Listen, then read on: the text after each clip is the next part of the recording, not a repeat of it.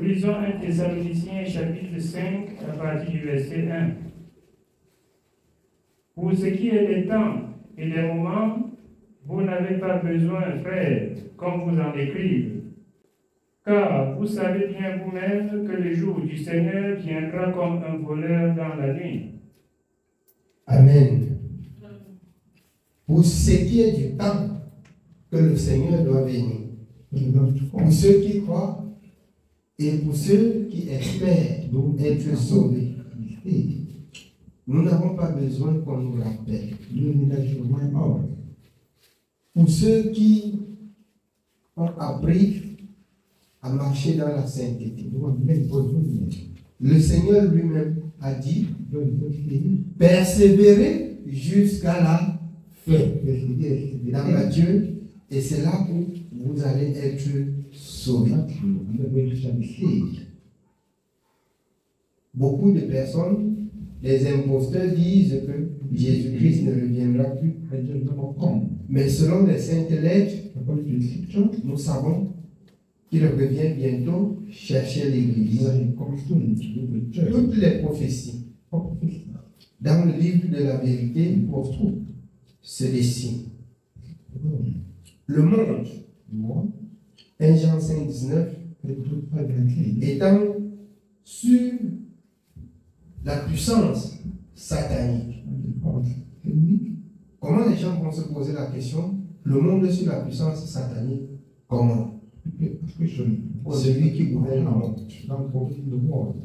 Souvenez-vous du Seigneur, de même dans Matthieu, dans Jean, lorsqu'il a jeûné, quand il commençait le ministère, 40 jours et 40 nuits, quand l'ennemi se présente, alors, prosterne-toi, adore-moi, regarde, je vais te donner les nations du monde, je donne à qui je veux. C'est pour dire quoi? Il a le pouvoir sur le monde.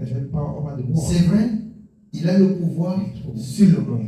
C'est pour cette raison que le Seigneur dit, ne cherchez pas des choses dans ce monde où la rouille et la teigne a déjà atteint. Cherchez premièrement le royaume et la justice. Et toutes les choses vous viendront par tout est grâce. C'est ce qui est béni. C'est ce qui est. C'est ce que vous avez reçu en travaillant dans la justice qui est béni. Mais cependant, les hommes ignorent la justice et la vérité pour chercher, pour arracher même, pour voler même. Et alors, à la fin, il se trouve qu'il a beaucoup. Mais c'est une richesse injuste. C'est ce qui est béni qui est quelque chose. Dieu ne dit pas que ses enfants ne vont pas travailler. Non. Plus, il dit dans Genèse, quand nos parents ont péché dans le jardin d'Éden, il dit, c'est en creusant la terre qu'on va trouver à manger. Mais il ne faut pas creuser la terre jusqu'à oublier qu'il y a un Dieu qui t'a créé et qui a fait la terre, les cieux et tout ce qui renferme le monde. Plus que dans Ecclésiaste 3, il y a un temps pour toutes choses. Il y a un temps pour servir Dieu. Il y a un temps pour travailler. Ceux de l'Occident, ils disent qu'ils ont beaucoup de connaissances parce que les Africains ont passé le temps à dire qu'ils cherchent Dieu et pendant ce temps, ils réfléchissent pour avancer. Plus ils avancent, plus nous voyons la croissance de l'iniquité. Nous voyons la bête qui se dessine dans le monde. Bien-aimés, nous ferons mieux d'avancer avec Dieu. Nous ferons mieux de travailler avec Dieu et de travailler avec Dieu comment? En faisant ce que nous avons à faire, il faut qu'il y ait la crainte de Dieu. Il n'y a pas un passage des Écritures qui dit que soit un homme de Dieu, soit un enfant de Dieu ne doit pas travailler. C'est faux. Comme ils ont raison de le dire, parce que certains pasteurs en Afrique qui s'asseyent, et ce sont des pasteurs les plus riches, ils ne travaillent pas, ils disent qu'ils servent Dieu pleinement. Mais ce sont des escrocs. Ils ne transmettent pas la parole de la vérité et de la justice aux hommes. Ils ne disent pas la vérité. Je rappelle ceci. Paul, que Dieu a mandaté pour nous, pour nous porter le message de la vérité. Il travaillait de ses propos. Et il travaillait de telle sorte que ceux avec qui il partait porter le message du salut, il pourvoyait même à leurs besoins sur le chemin de l'évangile. Dieu nous dit ici qu'on n'a pas besoin de nous rappeler. Parce que le jour du Seigneur est très proche. On n'a pas besoin de nous rappeler. Quand on parle de très proche, les autres voient seulement depuis combien d'années on dit que c'est très proche. Ça va passer. Mais pour ceux qui réfléchissent ainsi, ça va les venir inaperçu. Il faut être juste chaque jour que Dieu a créé. On continue bien. Nous continuons au verset 3. Quand les hommes diront paix et sûreté, alors une ruine soudaine les surprendra comme les douleurs de l'enfantement surprennent la femme enceinte et ils n'échapperont point. Quand les hommes diront paix et sûreté, ça veut dire quoi? Dans d'autres passages, vous comprenez, il y aurait des guerres, des soulèvements et des ceci et de cela. Ils vont dire que non, maintenant on a tout à arranger. Une ruine soudaine. Quelque chose doit surgir. On ne connaît pas sa provenance. Et malheur à ceux qui ne croient pas. Malheur à ceux qui marchent promptement dans leur péché. Les hommes vont dire qu'il n'y a plus de problème dans le monde. Non, il y a la paix. Il y a la paix. Nous vivons en paix. Une ruine soudaine doit surgir. Va vibrer la terre. Va vibrer le monde. Donc le croyant est appelé à ne pas laisser des secondes, des minutes et des heures de distraction. Sois juste dans toute ta conduite. De telle sorte que si l'heure arrive, que l'heure te trouve dans la justice, dans la vérité, dans la sainteté. Et c'est ainsi que, comme beaucoup posent la question, que tu dois instruire tes enfants selon Éphésiens, selon la voie qu'ils doivent suivre, pour que ce jour-là ne leur surprenne pas aussi. Et quand ils vont grandir, ils vont se souvenir, si nous ne sommes plus, de cette même conduite. Et on va ainsi former un peu de l'éternel. Oui, bien aimé, on continue. Nous sommes au verset 4. Mais vous, frères, vous n'êtes pas dans les ténèbres pour que ce jour vous surprenne comme un voleur. Il suppose que tous les enfants de Dieu obéissent à la parole de Dieu, qu'ils ne sont pas distraits.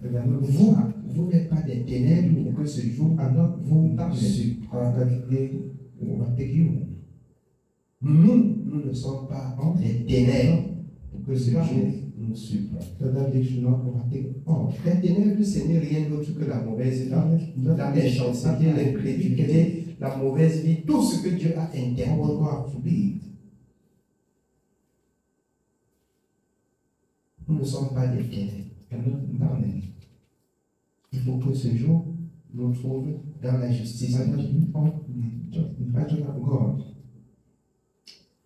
Quand beaucoup écoutent ceci, ils peuvent bien se moquer de nous. Ils peuvent bien se moquer, comme certains chanteurs ont chanté qu'il avait dit, que Jésus avait dit qu'il venait jusqu'à aujourd'hui. Il a trouvé que c'est difficile sur la terre, il ne vient. Cependant, il laisse le temps aux hommes de se repentir. Ce n'est pas parce que mon Dieu est lâche. Mon Dieu a pitié de sa créature. Et il voudrait que nous autres, nous obéissons à la parole et que nous portons cette bonne nouvelle dans toutes les extrémités pour que les hommes soient sauvés. Je ne cesserai de leur rendre grâce pour ce canal des réseaux sociaux où nous parlons en même temps ici et ça parle partout dans le monde. C'est un moyen pour annoncer. Ceux qui vont écouter même au travers des réseaux sociaux, ils ne diront pas qu'ils n'ont pas écouté. Vous savez pourquoi? Parce que dans les réseaux sociaux, à partir des réseaux sociaux, on entre même dans la sorcellerie. C'est pas ça? Donc, à partir des réseaux sociaux aussi, on peut être connecté. On peut se connecter de Dieu. On peut écouter cette bonne parole. On choisit le bien et non le mal. Comme il dit dans Deutéronome, voici, je mets devant toi aujourd'hui le bien qui est la vie, le mal qui est la mort. Il y a dans les réseaux sociaux ce qui est mal, et il y a ce qui est bien, comme l'évangile que nous prêchons. Parce que le tiers-monde aujourd'hui sont préoccupés par les réseaux sociaux.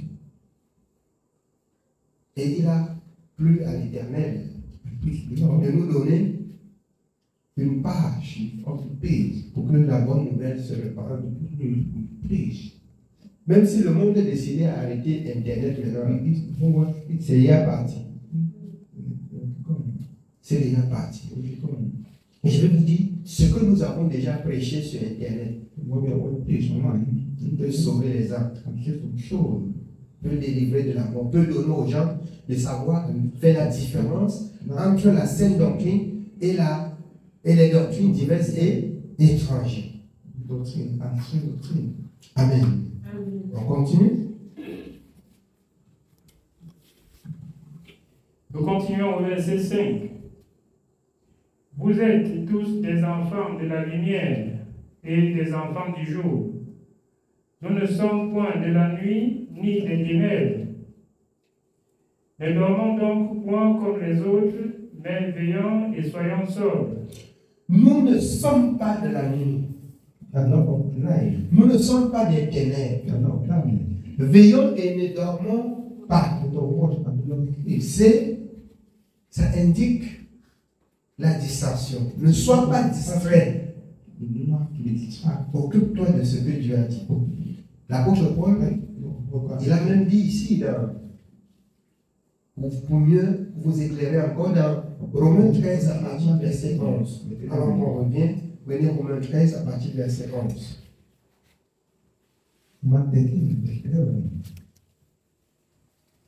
Nous lisons Romains chapitre 13. Nous commençons au verset 11. Cela importe d'autant plus que vous savez en quel temps nous sommes. C'est l'heure de vous réveiller enfin du sommeil. Vous savez en quel temps nous sommes. C'est l'heure pour le croyant de se réveiller du sommeil. Alors, 1 Corinthiens 16 et 13, il rappelle à Corinthe, je dis veillez. Il ramène notre conscience à être éveillé dans ce qui concerne les saintes écritures. On ne parle pas de veiller sans dormir. On parle de veiller sans pécher contre Dieu. Parce qu'on ne sait pas, on ne connaît à quel moment la fin doit être. On continue bien. C'est l'heure de vous réveiller enfin du sommeil, car maintenant le salut est plus près de nous que lorsque nous avons cru. Maintenant le salut est plus près de nous que lorsque nous avons cru. Le salut qui est plus près, C'est la parole de la vérité. Vous regardez, vous posez la question que le salut là, c'est la justice. C'est pour vous dire, quand vous avez cru, vous avez seulement entendu. Maintenant là, vous lisez. Maintenant vous avez appris. Ça ne reste plus long. C'est plus proche de vous maintenant. Ce n'est plus long. Et la fin est proche. On continue pour finir. Au verset 12. La nuit est avancée, le jour approche. Dépouillons-nous donc des œuvres des ténèbres et revêtons les armes de la lumière. Dépouillons-nous des œuvres des ténèbres et revêtons les armes de la lumière. Il n'y a rien d'autre que la sanctification, la sainteté, la justice, la vérité, la transparence. On continue. Marchons honnêtement comme en plein jour. Marchons honnêtement comme en plein jour. C'est-à-dire, même quand il y a l'obscurité, tu marches comme en plein jour. N'attends pas l'obscurité pour aller voler dans l'obscurité. Marche comme en plein jour. Il faut que tes œuvres ne soient pas cachées. C'est ce que la parole de Dieu veut dire. Que ce que tu fais, que tu ne fais pas comme si tu te cachais seulement pour faire. Ce que tu fais là, fais ce que Dieu a dit. Et tu n'auras pas honte de te cacher. Oui. Marchons honnêtement comme en plein jour, loin des excès et des l'ivrognerie, de la luxure et de l'impudicité, des querelles et des jalousies. Mais revêtez-vous du Seigneur Jésus-Christ et n'ayez pas soin de la chair pour en satisfaire les convoitises. Revêtons le Seigneur Jésus-Christ et n'ayons pas soin à la chair. Satisfaire notre convoitise. Vous pouvez dire que vous ne comprenez pas ce que ça veut dire. Vous comprenez bien. Vous comprenez bien. Vous me regardez comme ça, comme si, explique-nous ce que ça veut dire. Vous avez bien compris. Oui, bien aimé. On rentre dans le livre de 1 Thessaloniciens 5. Nous continuons dans 1 Thessaloniciens chapitre 5. Nous sommes au verset 7.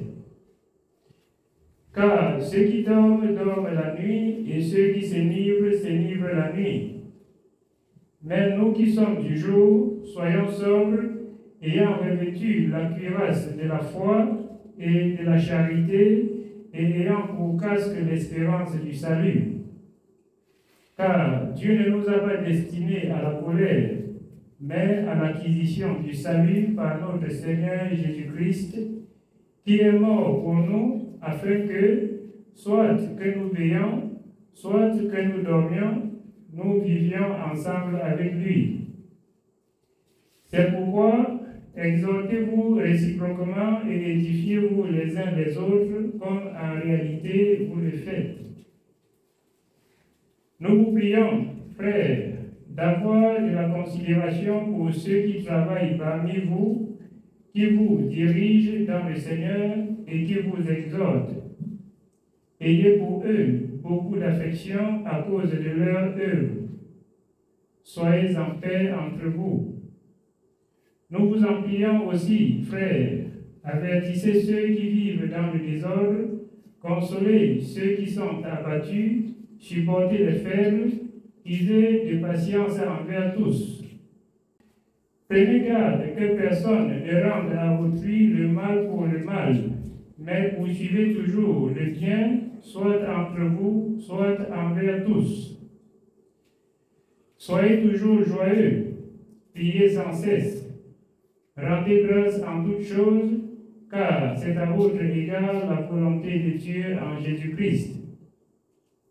N'éteignez pas l'esprit, ne méprisez pas les prophéties, mais examinez toutes choses, retenez ce qui est bon. Abstenez-vous de toute espèce de mal. Que le Dieu de paix vous sanctifie lui-même tout entier et que tout votre être, l'esprit, l'âme et le corps soient conservés irrépréhensibles lors de l'avènement de notre Seigneur et Jésus-Christ.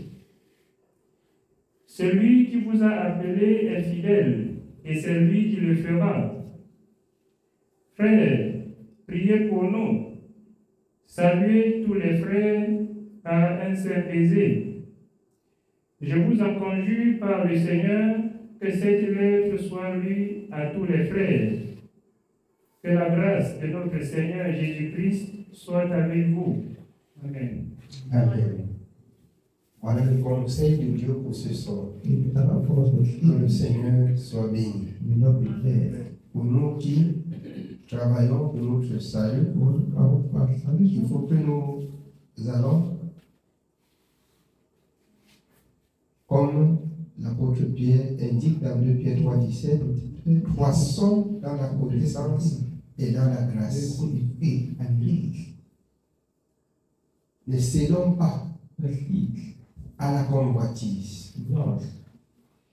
Ne cédons pas au désir charnel. Donnons la possibilité à l'Esprit de Dieu d'exercer en nous, de glorifier Jésus en nous.